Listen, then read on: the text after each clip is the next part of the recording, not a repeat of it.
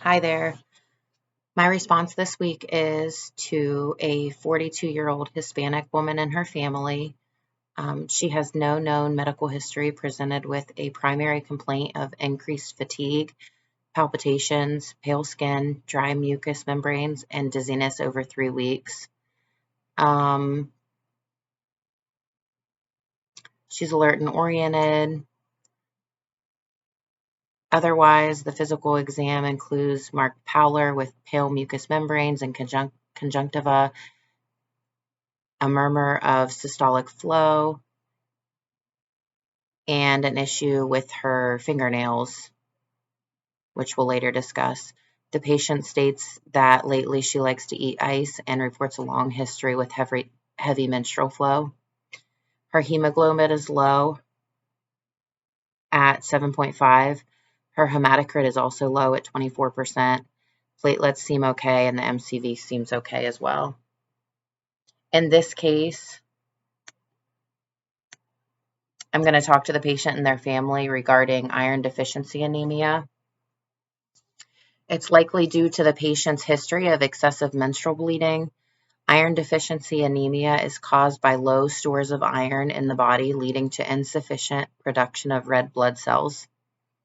As iron intake in the U.S. is typically adequate, reduced iron levels due to blood loss is a common culprit. Iron deficiency anemia is the most common type of anemia, as well as the most common nutritional deficiency in the world. Men and non-menstruating women lose a small amount of iron daily, but menstruating women lose iron at an increased rate depending on the severity of blood loss during menstruation. As it was discussed earlier, this patient has a high rate of menstrual blood loss, therefore leading to her iron deficiency anemia. Approximately 18 to 38% of women are affected by heavy menstrual bleeding, and this number is known to increase with age or as a woman gets closer to menopause. This patient is in her 40s, so therefore that could be a likely response for her body. The prevalence of iron deficiency anemia among Black and Mexican American women is nearly 20%, which is much higher than the 2% in adult men and the 9 to 12% in non-Hispanic white women. Iron plays an important role in hemoglobin in red blood cells, which carry around oxygen to the body. This could be the reason for the shortness of breath and the issue with the patient's fingernails, the low oxygen in the hemoglobin. Bleeding, especially in excess, can cause iron to be excreted from the body, leading to the iron deficiency. If the patient becomes severely iron deficient, as I said, it interrupts the red blood cell production, and that's when it's referred to as the iron deficiency anemia. A normal hemoglobin for a woman is around 12 or above, and this patient, as expected, is low with a hemoglobin of 7.5. Often, iron deficiency anemia, which is mild to moderate, is commonly asymptomatic. The patient doesn't really know that they're experiencing anemia, but sometimes those patients can report fatigue, weakness, or shortness of breath.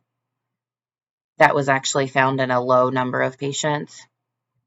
More severe iron deficiency anemia, though, can cause symptoms such as headache, pica, we'll discuss that in a minute, hair loss, brittle nails, cold insensitivity, and restless leg syndrome. The patient did express an increase wanting to eat ice, and so that sort of explains, the patient's experiencing pica with her anemia. Because the cause of iron deficiency anemia in this case is known, which is her heavy menstrual bleeding, treatment can begin. Commonly, treatments for this are intravenous or oral iron supplementation, With the patient's low hemoglobin, it wouldn't be uncommon for her to have an IV of iron to raise that value more quickly. Another way to increase the patient's iron level on a regular basis is for her to increase her consumption of iron-rich foods such as liver, red meat, fish, beans, raisins, and green leafy vegetables.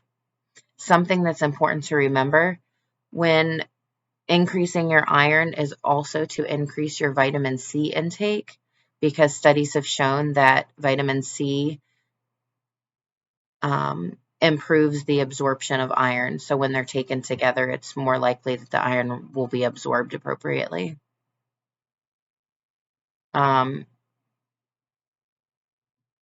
This patient is likely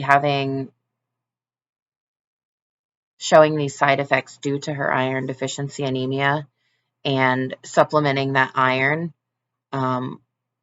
may significantly help her low iron hemoglobin hematocrit. Thanks.